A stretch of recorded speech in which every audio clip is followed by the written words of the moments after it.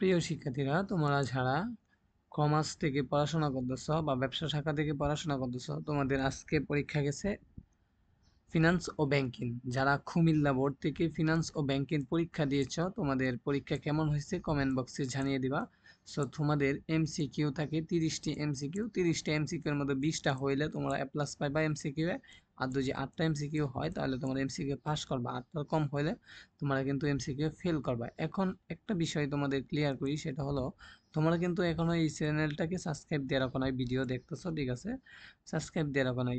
Subscribe দিলে কি পাবা দেখো, এখানে প্রত্যেকটা বোর্ডের এমসিকিউ এর সমাধানগুলো আমি দিয়ে থাকি, দেখো অনেক সুন্দর করে।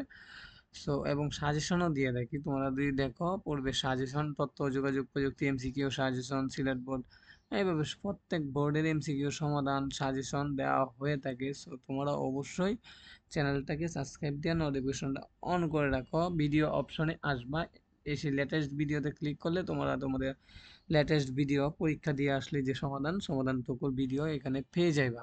আর যারা পিকচার আকারে মানে হ্যাঁ ছবি আকারে এইভাবে দেখতে চাও সমাধান, প্রশ্নের সমাধান, সো প্রশ্নের সমাধান দেখার জন্য তোমাদেরকে ফেসবুকে এসে টিচ রোমান লিখলে এই চ্যানেলটা পেয়ে যাবা। এটাকে ফলো দিয়ে রাখবা।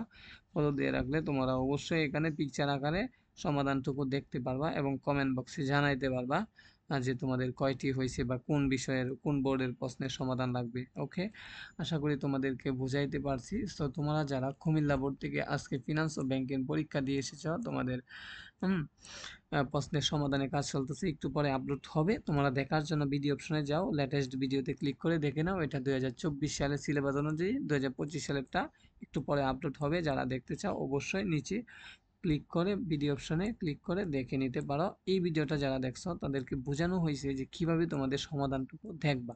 সো আশা করি তোমরা বুঝতে পারছো। সকলকে দেখার জন্য ধন্যবাদ।